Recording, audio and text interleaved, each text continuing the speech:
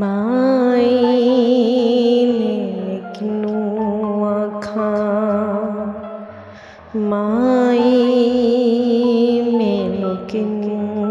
आखां दर्द विछोड़ दा हाल ने माई मैनू किनू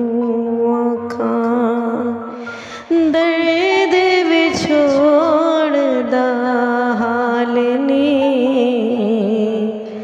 माई मैनू किनू आखां दुखां दी रोटी 16 दा सालन दुखां दी रोटी 16 दा सालन आह दा बालण बालने माए मैं किनू आखां